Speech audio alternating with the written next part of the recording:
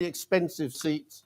We don't have a roving mic, and so you will have more chance to influence the proceedings at the end if you're forward. So please don't be shy. So I'm Alan Winters. I'm Professor of Economics in the University of Sussex and co-director of the Centre for Inclusive Trade Policy. But most important for today, I'm one of the commissioners on the Trade and Business Commission. And as you will have inferred, I'm chairing this. I'm going to ask the panel to introduce themselves, and then I'm going to ask them a series of difficult questions, and then I will come out to you guys to ask even more searching questions of them. So let's just move along the line. Phoebe. Hi, I'm Phoebe Clair. I'm the director of a group called Unchecked UK, network of 70 organizations working across a whole range of issues from water to forest to worker protections. And our mission is to really reframe the way that we think about regulation in the UK. I'm Peter Hardwick, I'm Trade Policy Advisor of the British Meat Processors Association. We represent the large-scale meat processors and manufacturers in the United Kingdom. And of course, we're very heavily involved in export trade.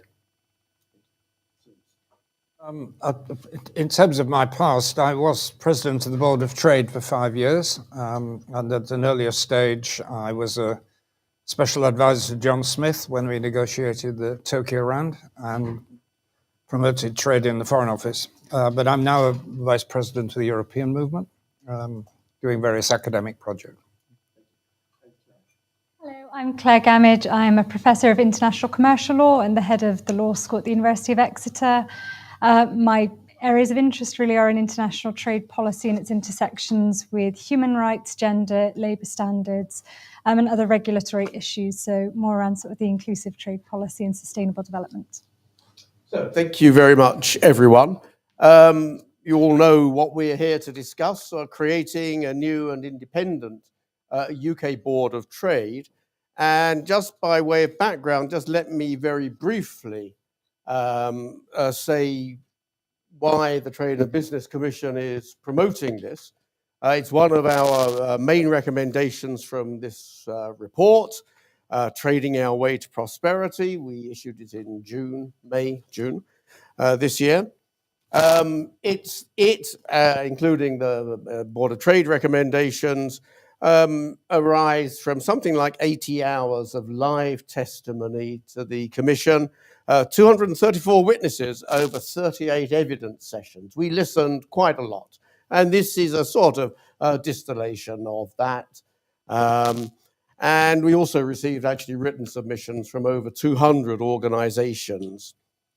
The report offers a fairly detailed blueprint, although lots and lots of practical details to work out.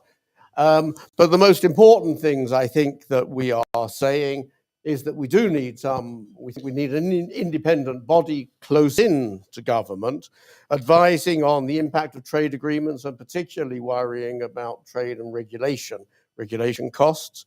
The ability to produce a report and present or have it presented, have it discussed in Parliament so that it links beyond just the executive, and conducting impact assessments of trade agreements. And then plenty of other things. I gather you've got a list in the papers that you've got. We did write to Kemi Badenoch about 6 weeks ago when she announced that she was going to reconfigure the Board of Trade, but it turned out it was just basically a few extra people, slightly more representative, but also actually narrowing it in the sense that it is now just absolutely explicitly an export promotion exercise. And so it's not really invited to think any more broadly of that. She did write back to us, and she said she thought, no, by and large, everything was pretty much hunky-dory. One of the reasons she argued that we didn't need an independent Board of Trade was because she was responsive and listening to the Office of Budget Responsibility, who said that Brexit cut trade with Europe by 15% and GDP by 4%. She didn't mention that in the letter. So that's really where we're at. We're very pleased, however, that about 3 weeks ago, Jonathan Reynolds, the Labour shadow business secretary, made a significant speech on trade. For all the trade wonks, you also look at it, but very prominent in that was, in fact, an independent board of trade. And the terms in which he described it was actually pretty similar. No, actually very similar, I think, to those that the Commission had laid out. He argued that we needed the horizontal scan for new opportunities. That's sort of what it's charged with doing now. Advice on the impact of regulation and regulatory alignment with Europe, and also advice on the effect of trade agreements, trade policy on the regions and the nations of the UK. So, in a sense, it's an issue that has got at least a little bit of political momentum. So that's by way of background, and that's in a sense why I'm here and we're having this meeting. We are very keen to test out this set of ideas, and for that reason, we've got this very expert panel. So let me start the meeting off and just sort of, fairly briefly go around the panel and ask what your thoughts are about a new board of trade and what you think a successful, effective board would look like. And I have in mind sort of, its composition, its structure, its analytical support, but don't let me define everything that you're going to say. Why don't we start at the other end with Claire? I'll try and keep my intervention relatively short. I think that in terms of composition, we need to learn lessons from other places. I was saying earlier that I think the UK is actually making the EU look pretty amazing on some things at the moment. And as a critic of the EU, that's really not saying much. So I think that in terms of composition, I think that there should be an inclusion of a range of stakeholders, and that those stakeholders should also include some civil society representatives as well as the trade unions and business representatives. That's really important to enable us to capture the social and environmental aspects to trade policy and regulation that can otherwise be missed. So I think there needs to be a broadening out, not just to business, but beyond business. And in terms of the governance, it's key that it's independent and it's impartial. And I think that can be a really fine line to tread, even if you are reporting to a government minister. But it's key if we're actually to measure the impacts of trade policy and regulation effectively and honestly. Some of the biggest challenges that we see in the EU space is that you can only do it certain sectors or certain issues. And I think that if you're going to have a board of trade, it needs to be a comprehensive expertise with people who are well connected within their sectors, their industries, to be able to feed back what is not working and why, and to identify responses to those issues. Thank you very much, Claire. Vince. I signed the letter supporting this, and I think after the silliness of the last few years, we clearly needed a change of direction on trade matters. But I think probably part of my role here is to be a bit of a devil's advocate, having been a politician and in charge of some of this. I think my first big question is around whether independent bodies are necessarily an improvement. I mean, we've got a lot of experience of bodies being set up at arm's length for government that are actually worse. We can think of rogue hospital trusts. I had some experience of the Post Office and the Horizon Project. We've got Ofsted. Some people would argue that the Bank of England has gone way beyond what it was thought to be responsible for. Independent bodies do and can develop a kind of arrogance, protecting each other's backs. So how do we guard against that, the abuses and the bad practice that can creep in with parastatal organizations?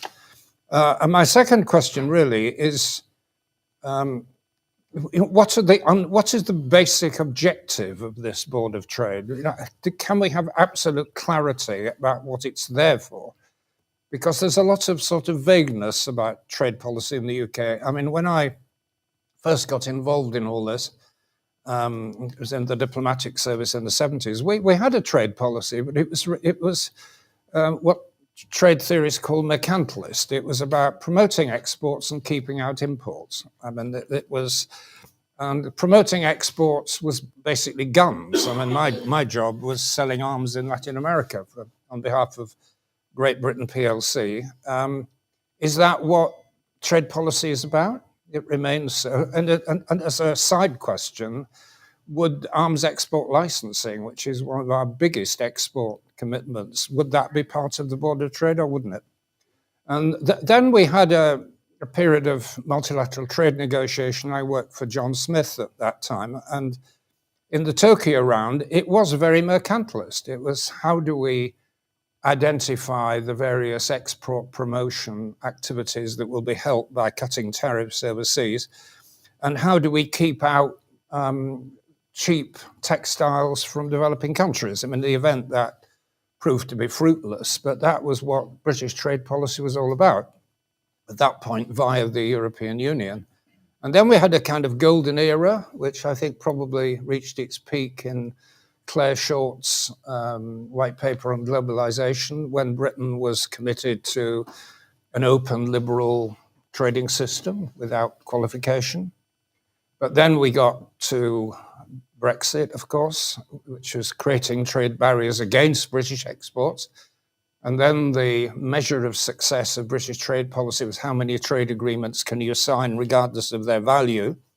And then I think probably in the last year, there's become a new twist. Britain isn't really in control of what's happening in the world. And we're seeing a splitting of the world into two, with Russia, China particularly being excluded from more and more trade arrangements, and Britain just really having to go along with our American allies.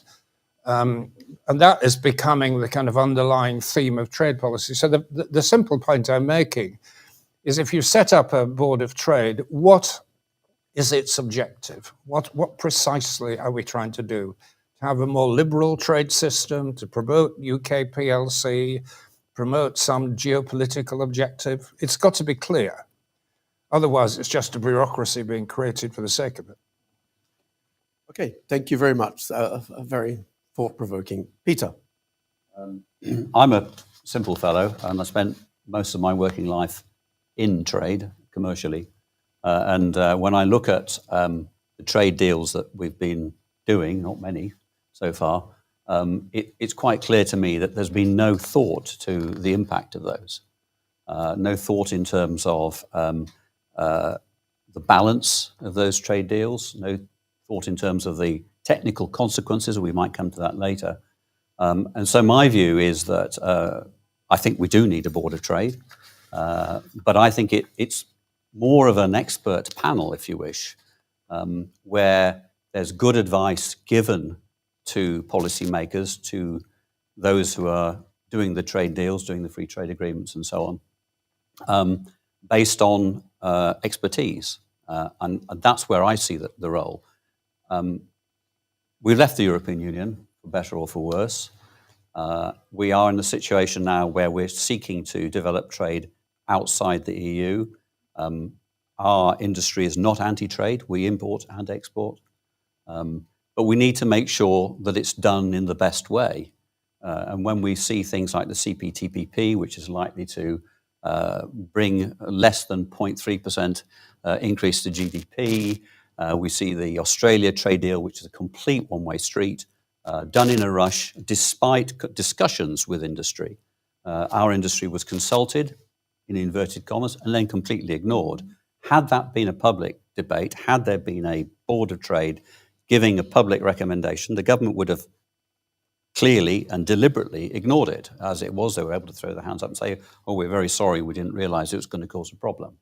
So I do think that's how I see it. I think it needs to be perhaps flexible in terms of its membership, depending on who you're talking to. But I see it more as a mechanism for doing impact assessment on the examination of free trade agreements, very much focused in that area, not as a trade promotion body. That's quite a separate activity. Yeah, thank you so much. And I've kind of been thinking about this for a week now, and I've kind of flip-flopped a bit from a really strong sense that, yes, exactly what you described would be valuable, particularly in light of what we've been through, this kind of very, as you called it, silly sort of approach to our trading strategy, and also the lack of real expert insight into the kinds of trade deals that we're signing, the real sort of lack of scrutiny. All of those factors, are obviously kind of incredibly frustrating. And yes, the idea of real experts providing impartial advice, doing so on the basis of sound evidence, is incredibly compelling, and I think would definitely prevent capture, would definitely ensure consistency between strategy and delivery, all of those things. At the same time, I am obviously very mindful of the politics that we're in at the moment, and certainly not complacent about the fact that there is a sort of rising level of focus around protectionism and trade policy amongst populist sort of factions in our political system. I think we're lucky in the UK in that sort of faction is perhaps captured by Brexit. Therefore, trade deals seem to be sort of part of their strategy. But nevertheless, in other countries, this is definitely being scrutinized very strongly. So I'm concerned that by adopting this very sort of ivory tower, serious but perhaps a little bit detached approach, we might actually feed into that perception that these decisions are being made by elites that are cut off from everyday reality. Now, the thing I haven't quite thought through is how you resolve that, and I think it's sort of in the realm of what you've been describing. How do you bring in a variety of voices that perhaps enable a more balanced kind of consideration of trade and really reflect concerns of the ground? Because I think we can't be complacent about our British affinity with free trade, the idea that we are kind of all bought into the idea. I think if these trade deals start to gain momentum, and if people start seeing the quality of their food on their shelves change, if they start seeing hormone-treated beef or chlorinated chicken, I think questions will start mounting. So at that point, I guess we need more of a political response to that. And I just wonder whether a very eminent Board of Trade would actually have the answers for those types of bread and butter challenging political questions. Okay, thank you. So a great deal of information in the first stage. Let me move on to some slightly more specific questions. And if you want to refer back to your first set of answers, that's perfectly fine. Don't feel the need to repeat everything. So I want to ask, there are lots of people who want to influence trade policy, who are advising on trade policy. Where do you think an independent Board of Trade fits into that sort of ecosystem of essentially expertise for free, lobbying, and so on?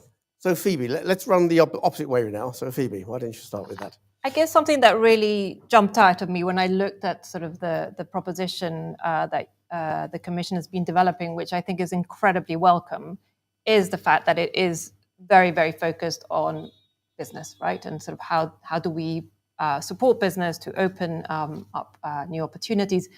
Incredibly important.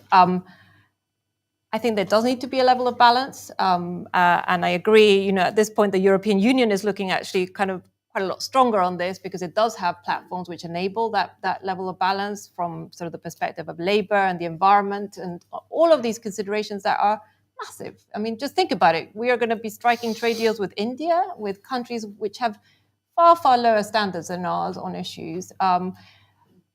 I don't see it as something that we can just decide in a sort of very detached way. I think there does need to be some level of consultation with civil society. That can be really difficult. It can be tokenistic, or it can sort of fall into cacophony. There's a sort of something in the middle that needs to be done very well, but nevertheless. And I think it does need to have some sort of genuine sort of ears on the ground. We do a lot of focus grouping, and as I say, people are generally quite sort of sensible about these things around standards and sort of trade, etc. So, there does need to be an avenue out into the real world, and I think that would be a sort of another how you do it. I don't know yet, but I think we need to think about that. Okay. Thank you.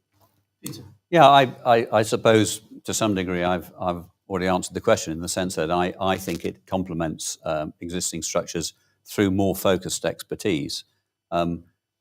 if you look at, and I'll take an example of the Australia deal. The European Union is in the process of trying to negotiate a deal as well with Australia. And it is held up, and it's held up because they are listening to stakeholders saying, hang on a second, if you have, and I have to take the example of my sector, if you have a broad brush agreement where you can bring any volume of beef in without any restrictions whatsoever, and ultimately no quota whatsoever, you're going to damage our industry. Now, we tried to warn government that that is what would happen. And it is a fact right now, because Australia is right in the middle of another drought. And when they have droughts, they have to slaughter animals in large quantities. They can't get the money for those animals in the Far East, where we all thought the meat was going to go. It's going to come here at low prices, and it's going to damage our industry.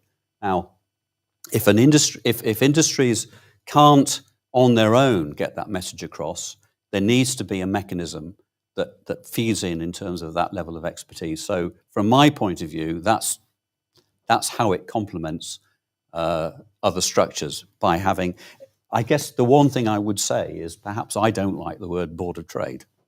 I think we are looking, it is a little bit of a cumbersome expression, and I think it needs to be a more focused expression in terms of either some sort of expert trade group or whatever you want to call it. But that's where I see it. Yeah, I think when it comes to listening to different voices, the key distinction is the main source of advice and influence what you might call producer interests, or is it consumer interests and the wider economy? Just to take one or two examples, I mean, I was peripherally involved in the EU negotiations with India before Brexit, and we had regular deputations from the City of London, who are very active in lobbying and very effective. We want to get access to their insurance market and their banks, and we'd have regular visits from the Scottish Whisky Association, saying, how can we persuade all these Hindu teetotalers to start drinking our wonderful product and promoting British export? So that's one point of view. But then there is the opposite pressure, which is people who are concerned about importing from India, which in this case was mainly people. And their voice was very effectively represented by Theresa May. So not over my dead body, we're going to have freer trade with India because it means more Indians coming here. So, you know, how do we strike a balance between the two? And it's not self-evident. I mean, if you look at the debate within the Brexiteers, who have been hopelessly divided because they're not clear what the objectives of trade policy are. You've got people like Dan Hannan, who used to argue that the simplest trade policy is simply to remove all British trade barriers. Tropical products, any product, just take the tariffs away. Economists will show you that that produces a plus for the British economy, which it would, and help the cost of living. But of course, it would wipe out significant sectors, you know, hill farmers in Wales and all the rest of it. So what weight do you attach to, you know, the Welsh hill farmers as opposed to the general perception of reduced cost of living? And I'm not sure that expert groups can resolve this question, but it is ultimately a political problem. That's why, in practice, although I think, you know, making more use of expertise, having proper economic studies is terribly important, you can't get away from that underlying political choice. Claire. Thank you. So, I mean, I think it keeps coming back to this question for me around what is UK trade policy? And I'm not entirely sure that I know what it is anymore.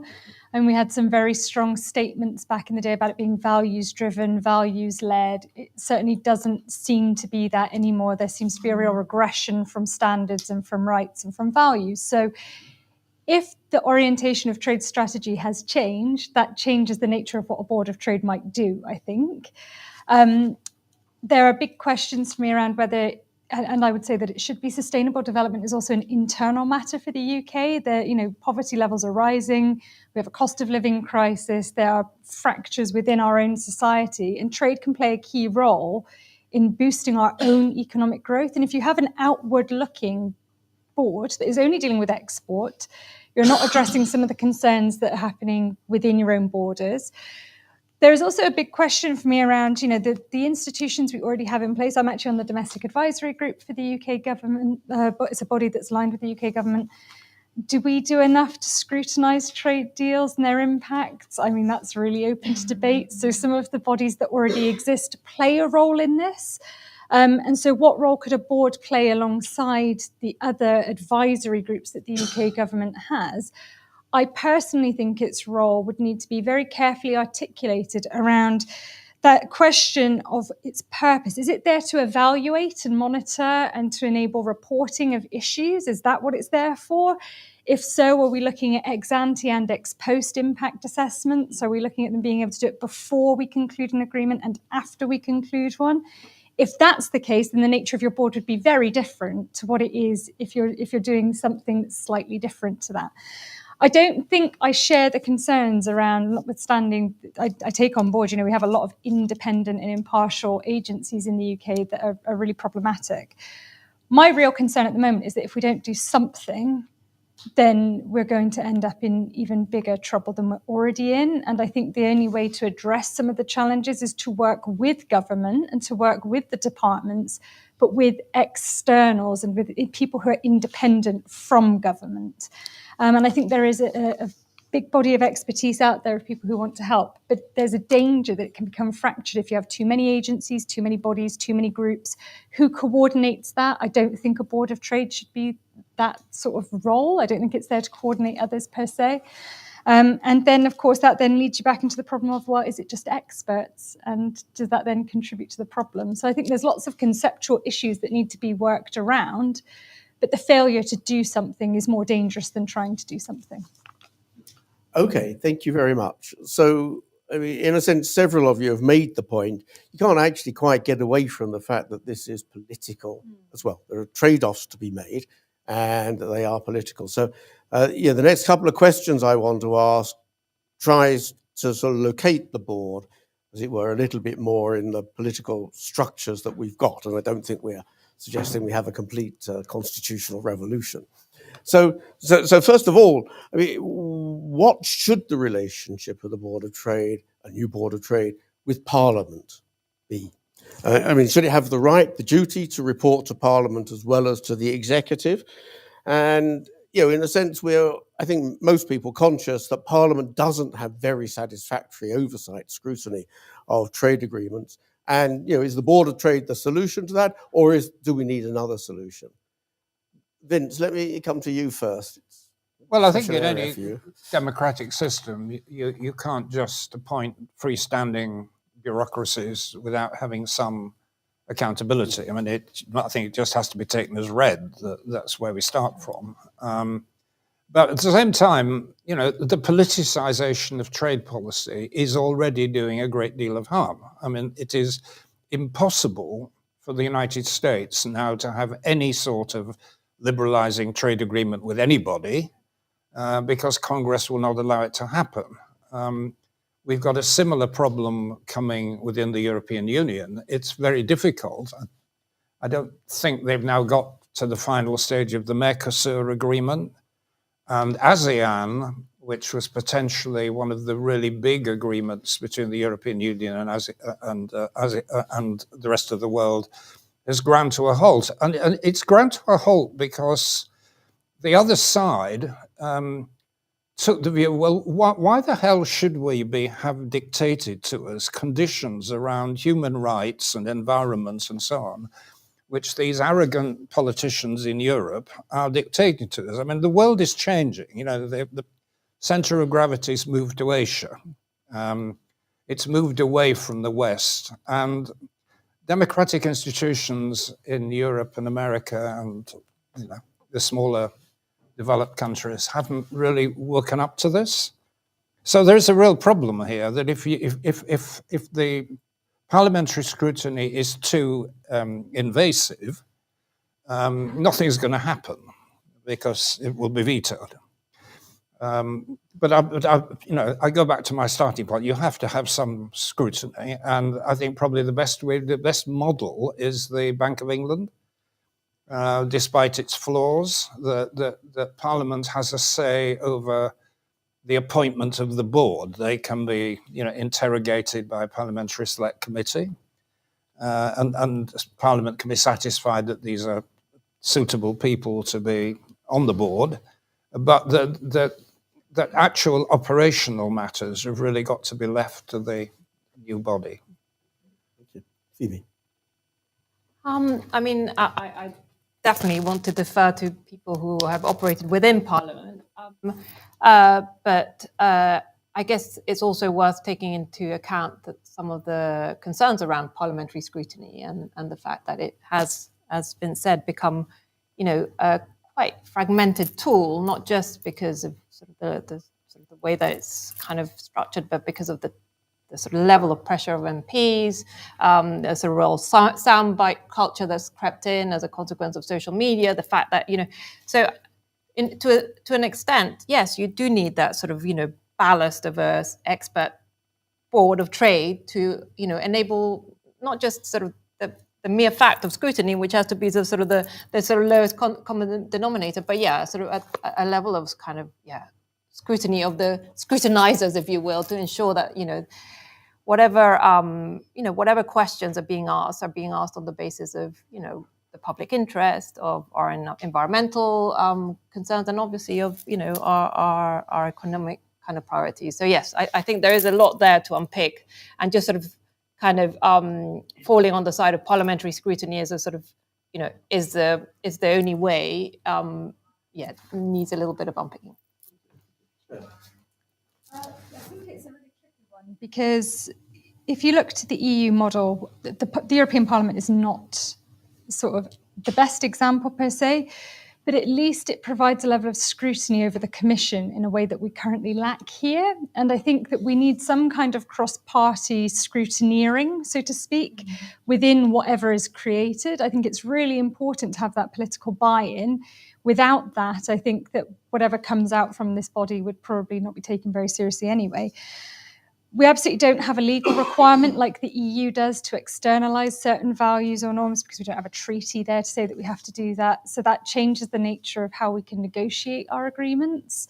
I think that the board, or whatever it becomes called, if it's put into place, needs to be accountable to Parliament and needs to be accountable to the executive. I think it's about trying to explain from an unbiased perspective with informed evidence whatever it's being tasked to do. And that's a really important function within a democratic state. And I think a lot can be learnt from the Swedish board. I think that one does work really well from what I can observe. And I think that's a model that's really worth exploring, because it's got that connector into the government, but still maintains that sort of necessary critical distance and independence from it. But I think we're at a place actually where there is no perfect model, and that therefore we've got, an opportunity to shape something that might work for the UK in what are quite challenging times. Lisa, you guessed. In simple terms, yes. I think it should have the duty right to report to Parliament rather than the executive, if only for the sake of transparency. We talk an awful lot about trade deals. The biggest one is the ECA, the Brexit deal. And had there been better scrutiny over the Brexit deal, particularly in our area of SPS, for example, we would have come away with something perhaps, if not better, at least with a full understanding that our advice had been ignored. So that sort of transparency is needed, because, as I said, we talk about trade deals an awful lot, but the one that most influences us, our single biggest market by some margin, is one where it's unideal. And it's unideal because there wasn't any process outside of government in terms of the detail from the outset. Okay, thank you. The next question I want to ask, in a sense, looks down the telescope in the opposite direction. To some extent, you've already answered it, I think, particularly what you've said, Peter. And that is sort of, recognizing that the board advises and reports, but the government still decides. isn't, to what extent and how is a Board of Trade likely to improve accountability for trade policy? And perhaps, Peter, if you want to add or carry on or pass. The thing is that, when your kid wants to put his hand on the hob and you say you're going to burn your hand if you do that, and he does it, you've at least made sure the public, in this case the kid, understands the risk he's taking. So we are in a situation at the moment where, certainly in our industry, and there are many in this room who are working in the food industry who will sympathise with what I say, where we have massively increased costs and complexity because of a badly created and badly crafted deal. So at the very least, in terms of people understanding the risks they're taking, it's essential that that's done transparently and that everybody understands it. Because, many stories were told about how wonderful this was going to be. They were wrong. And it would have at least been possible then for questions to be asked in Parliament and elsewhere as how we ended up here. At the moment, that rarely happens. So I do believe that's how that works, as far as I'm concerned. Yeah. Claire. Transparency is key in any kind of governance framework. And by having a more inclusive and representative Board of Trade, I think you have an opportunity there to give voice to stakeholders who are otherwise not heard. So, MSMEs, for example, very small operators who may nevertheless have a vested interest economically in the UK's trade policy. I mean, if we look at trade agreements, the majority of trade agreements are not accessed by SMEs. They are accessed by the large corporations. The tariffs and the preferences are accessed by the big groups. And so if we really want to promote or stimulate economic growth from our SMEs and MSMEs, there is a role here for being able to give voice to them and say, as you've mentioned, before Brexit, when we were talking to small businesses, they're saying, I don't know how to fill out this form. I don't know what to do. And some practical logistical guidance was then given, to be fair, from the government agencies. But it's that kind of thing I think you could capture more quickly and feed up, offer solutions. If they choose not to take those solutions, that's up to them. But as Peter has said, it's around presenting the facts, presenting the evidence, and then enabling a decision to be taken thereafter that you can say, well, we told you, and this is what's happened. And hopefully you would be telling them and they would take it on board and you would avoid the I told you so. But, I think that's a key part of it. Phoebe. Yes, I think this is a sort of related but perhaps slightly sort of different point. I mean, what I'm very struck by is that, we have been making big decisions around trade deals. And, this has been not just under-scrutinized within the parliamentary system, but beyond it. The level of salience of our trade policy at this point is rock bottom. And I find it incredibly odd, right? I mean, we're making, major decisions about our future in the world, about, how we want to export our standards, who we want to have, bilateral relationships with. The reason I think it's linked to your point is that, if trade policy is seen as something sort of so marginal to sort of the day-to-day of our public conversation or our debate, that scrutiny issue becomes quite important. I mean, I find it quite hard to see a scenario whereby a trade board, brings a sort of genuine challenge or some real insight, sort of, flag some kind of clear risks. And then, the executive takes action. If this is not seen as a sort of politically important or, salient thing, there's not going to be really much of a fuss made around this. So, it's going to be put to one side. So I guess a reflection is, those independent bodies that seem to really have cut through, that really can hold, the executive to account, like the OBR, seem to be the ones that are actually sort of out there, in shaping the conversation in the media, etc. So I think that there needs to be a real sort of coming to terms with the fact that this needs to be sort of really brought up the agenda. If not, that kind of scrutiny sort of role is probably going to be less effective. Vince. Yes, I mean, I think it ultimately comes back to the importance of transparency and, sunlight being the best antiseptic. And whether it's, the confusion and the problems created by Brexit for particular sectors or the weaknesses of particular trade agreements. The fact that you've got a body with the respect that we'd normally accord to the Office of Budget Responsibility, for example, just to have it putting out their evidence, cost benefit, whatever, is in itself a useful thing to have. And it's an antiseptic, not just for the kind of things that governments do behind closed doors, but also from the sillier kind of politics.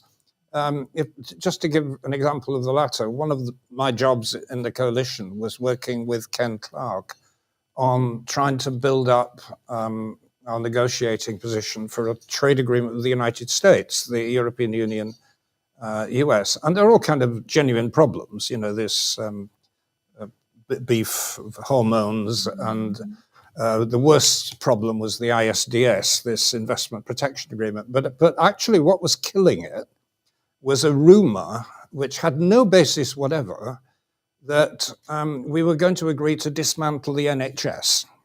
And because it was Americans we were dealing with, it was all going to be privatized.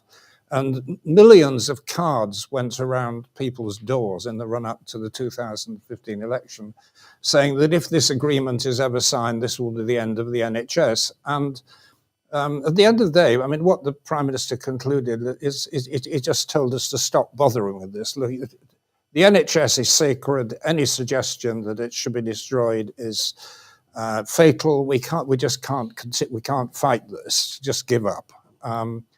And an objective study, which wasn't just dealing, I say, with the nasty inside stuff, but we're dealing with public myths, is also important. Yes, myth slaying. Now that's excellent. Okay, thank you. Let me move on then to in a sense, a slightly more pointy-headed question. One of the things that we've stressed is that the Board of Trade should be charged with making assessments of sort of regulatory arrangements here and maybe abroad, but the way the regulations are impinging on trade, and making recommendations. Now, how might one go about doing that? Maybe I can start with you again, Peter, since you are really at a sharp end or underneath the ton weight. Well, I go back, I suppose, in the case of our industry, but it's true of many others, to the ECA and the opportunity that was lost there to at least look at the opportunities around remaining aligned with the EU in our area in SBS. 75 in our industry, 75% of our exports, in the case of beef and lamb, it's over 90%, go to the European Union. It is our highest value market by some measure, and there's a reason for that. It's on our doorstep, and we can compete better than anybody else because we're next door. We can supply customers in parts of Northern Europe as quickly as domestic suppliers can. So we are in a like-for-like competitive situation. But we now have a massive millstone around our neck, which is the cost of regulation. Sorry, not regulation, the cost of certification. Because to put it in simple terms, if you want to ship meat to the European Union, your entire supply chain has to comply with EU rules. So not only are we now doing that, because we have to, we also have to certify it. And that adds about 500 quid per consignment in an industry where we work on margins of less than 2%. So I know that applies in other industries, and I know, talking to my colleagues in the dairy sector and other, in the horticultural sector and so on, those additional fish sector, those additional regulatory costs, particularly for SMEs, for businesses that are shipping small quantities, are a killer. And those exports have died completely. We have an example in our industry of a small meat processor in the West Country who, shortly before I left Brussels, won a competition for the best beef in the world. They beat all competitors from South America, the United States, Australia, New Zealand, but they shipped pallet loads. They've stopped. They've stopped exporting because they cannot do it at the cost that it. So regulatory alignment, where you've got to comply anyway, is something that certainly should have been considered. And again, if we'd had an advisory panel, we'd have said, look, stick with alignment for a few years at least to try and see where it goes, and then we can look at it again.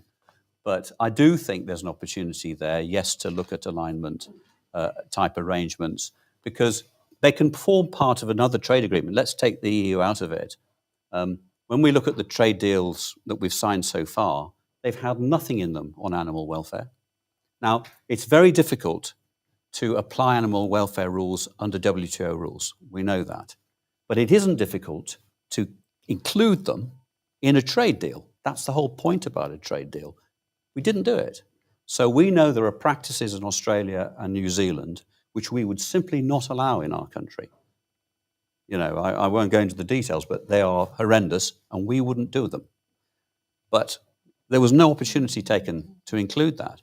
There was no opportunity taken to look at some of the TBTs, technical barriers to trade, that we have exporting to those markets. They weren't addressed. So I do think that there are opportunities there to say, no, we not only do we want to look at alignment perhaps with the European Union, but we want to sit down with our partners in Australia and New Zealand and say, no, we've got a set of rules here and we're not going to take meat from your market if it's produced this way.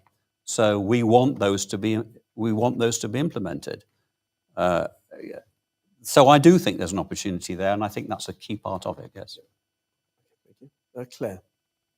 Yeah, just to echo a lot of that, I think, there is a significant body of case law in the EU around animal welfare transportation of animals for slaughter, for example, that you have to comply with. And same with things like emissions trading schemes, if you want to look in sort of the environmental space. And if the government is trying to push sustainability, as it says it's trying to do through COP28, for example, then we can't compromise on certain values, and we have to know what those values are. And at the moment, we don't know what those values are quite clearly, because we've moved away from what we had been part of.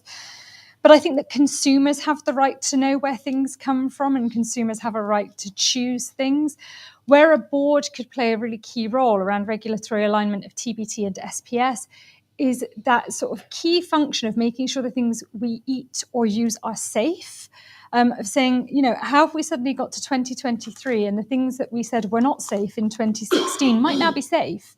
And I think that's what we're really looking at, is that we're shifting that landscape of what consumers should be allowed to have or to consume.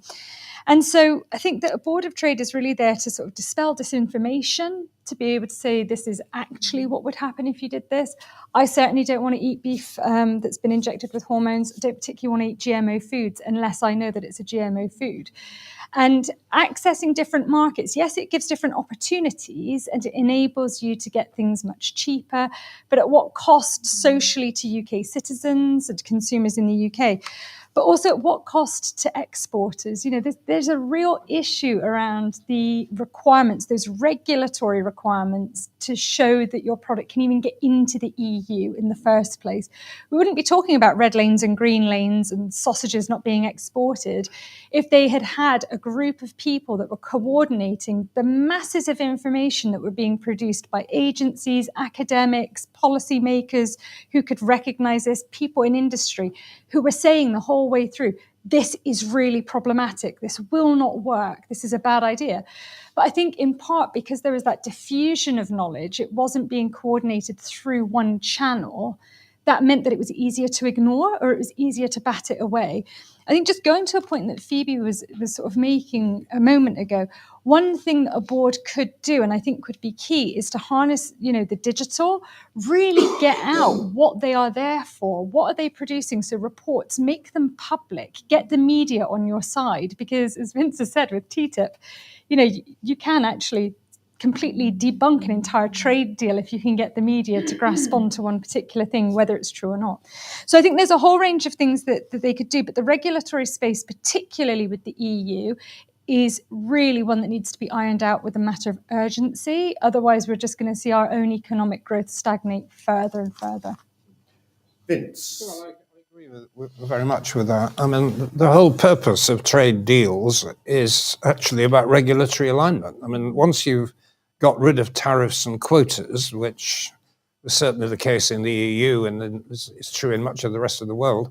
That's what you're left with. I mean, those are the obstacles to trade, and that's why the single market was created. And if we're going to have to recreate it in a new form, regulatory alignment will be the basis of it. I mean, the big question, which we never really answered in the European Union, was whether you go down the route of mutual recognition, which was the basis for the single market created by the landmark Crème de Cassis judgment, and which has been fairly successfully pursued in things like professional qualifications, or whether you insist on harmonization.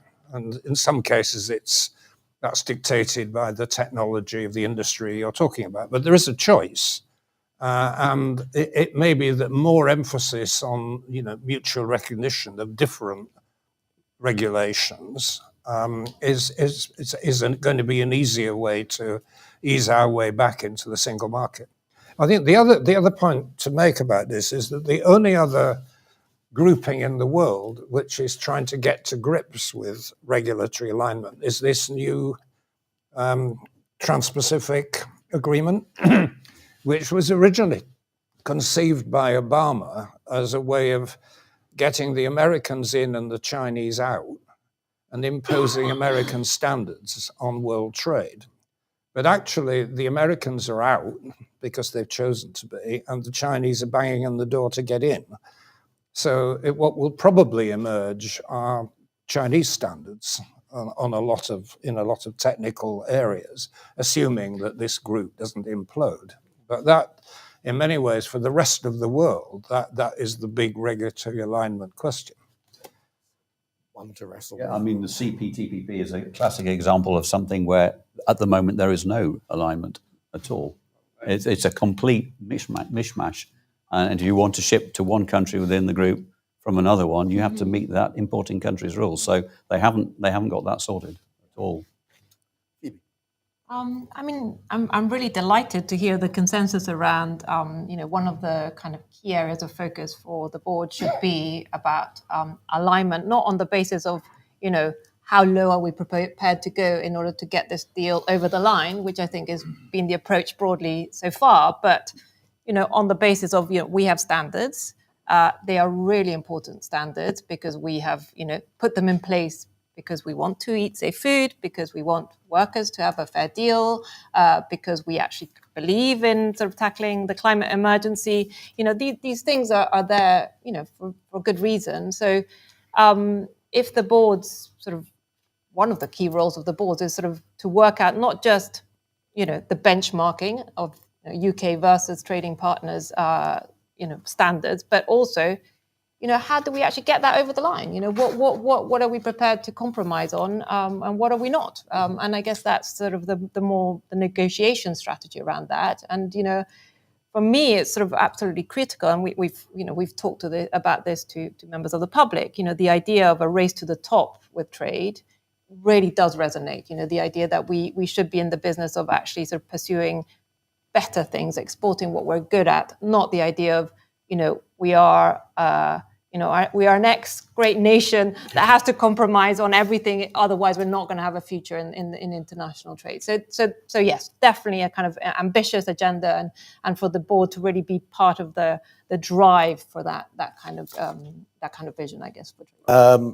Roll any brief responses you might have to the questions or comments, and along with your final sentence, what's the main thing that you think we should sort of seek to achieve with a board of trade, or what is the main pitfall that we need to avoid? So in some sense, some really simple summary statement. Let's go along the line again. So Claire. So just in response to some of those points, I mean, the creative industries and mobility and migration of musicians has been a real challenge, and even getting the merchandise, I understand, to the concerts or the performances. And the people I've spoken to within that industry have felt really underrepresented and not listened to, by government. I think they've got strong agencies and groups trying to raise that voice. And so it comes to the point around the press. Yet the press, it's a double-edged sword, right? I mean, it could work for you, it could absolutely work against you, and it's who you've got on board to sort of support you.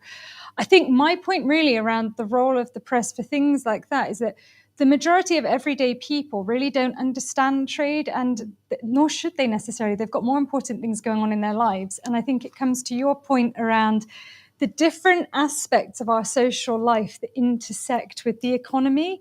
So things like education, for example, the school system in the UK is pretty broken at the moment. And these are going to be our future generations. If we don't get education fixed, we're not going to get anything coming through in the future that's going to improve the current state that we're in. How do we get all of that piece together? I don't think a Board of Trade can do that. I think a Board of Trade would have to have a very specific remit, and I think that remit would have to be somewhat determined by the political parties at the time in terms of what their trade policy is. But what I do think there is a role for in terms of a Board of Trade is making transparent through their own publication, through their own reporting, through their own monitoring and evaluation of where these issues actually lie. Impact assessment, for example, in the EU is improving. I mean, it's usually externally consulted. It's usually done by a private body, which is obviously incentivized because they're paid to do it.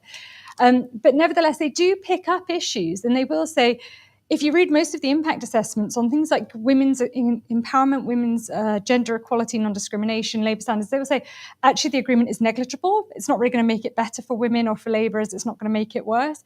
Does that get reported? No, of course it doesn't, because they'll fixate on the positive things within it. So I think that there just needs to be an outlet that has been absent from UK trade policy since Brexit, I think, around just giving this information. That's what I think a Board of Trade could do in the first instance. I think it's a scrutinising process. I think that's what's really important, and that role, I would envisage it as being, a group of people with expertise within their areas, but that doesn't mean that they're working in isolation. I would hope that they're working in collaboration with key agencies who represent industries and who represent different sectors, so that their voice is being heard. But, I think there's no easy fix. But as I said before, I think doing nothing is worse than not trying something different. Okay, thank you. Vince? Just two comments. The first on the question on creative industries, which reminds us that the vast amount of economic activity these days is in the form of services. It's not agriculture or manufacturing. And if opening trade means anything, it means making life easier for service industries, of which the creative industries are one: financial services, professional services, higher education, a massive industry, which relies on international trade. And international trade in services is essentially about free movement of people. I mean, that's what it's about. And that's why the single market in services rested on free movement, and why we're now in such a dreadful mess in that whole area. The second point was the question raised here. I mean, what is the vision? It goes back to the point I raised at the very beginning, which is what is all this is for. I mean, what are we doing it for? And I worry a little bit that the concept of the Board of Trade, which we've all signed up to, is really, it's a practical problem, a short-term problem about clearing up some of the mess that's come out of Brexit and Brexit trade agreements. It's a bit tactical, and there needs to be some underlying statement of purpose. I mean, I'm probably just a bit old-fashioned, but I rather think that in the first line of the terms of reference should be something about Britain's commitment to an open, liberal trading system. I hope that would be the case. I mean, unfortunately, we're probably unique in the world in believing that such things are possible anymore, because the rest of the world is going in the opposite direction. But you're quite right that there needs to be a very clear, overriding, explicit objective. Otherwise, this is just a bit of moving furniture around, not solving problems. Okay, Peter. Yeah, I mean, it doesn't matter who I talk to, whatever sector they're in. They all say we try to, we're talking particularly about the TCA here, but it doesn't really. Australia, New Zealand, wherever, views were expressed, concerns were raised, and they were ignored. So we have to have a better way of getting that message across and making sure that there is proper scrutiny of trade deals. And if a board of trade can do that, that I think is the key thing that I would want to see it doing. I mean, in terms of the press, well, they are the conduit to the public, and that is a concern. But we're talking here about something which is going to communicate with Parliament, and one hope they wouldn't all be reading the Daily Mail and saying, "Well, I can ignore that Board of Trade because they're all Guardian reading, liberals." So I think that we do have an opportunity here to make sure that that is listened to. I mean, just coming back to your comment about very briefly about purpose very quickly. I mean, in any discussion on trade, we have to think about, in the food sector at least, about food security and our own industry. So having a completely liberalized approach to things is risky. And I don't know any country in the world that does it. Well, there are a handful. Singapore, the one that's always flagged up, and that's because they don't have any agriculture. So, where we do have agriculture, and we have very sustainable agriculture in this country, we do need to think about that. So any policy around cheaper food has to think about what the consequences are for domestic producers too. Yep. Phoebe, last word. Last word. Wow. I think what I would say is a reflection, really, of something I heard in a focus group, which I guess is what they're there to do. And sort of perhaps to challenge the idea that, the public don't really understand trade. And there was a guy who really distilled it for me. It's like, I want to have cheap stuff, but I don't want it to be, can I swear? No, I won't. I don't want it to be rubbish. Exactly, yes. He didn't say that word, but nevertheless. And that is the trade-off, right? We want both things. And perhaps that is what's job.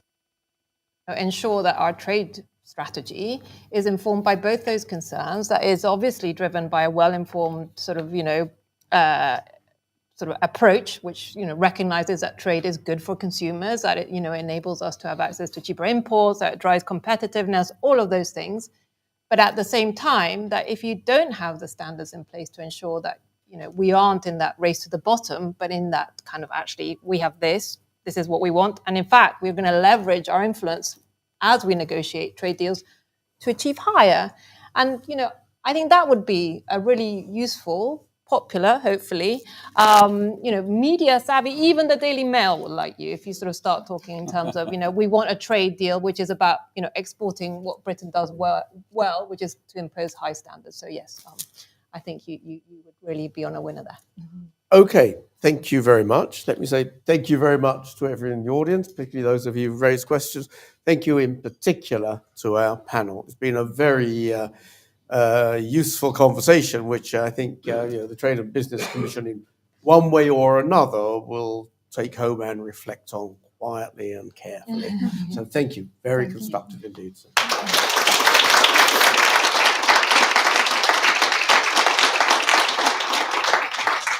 And now I think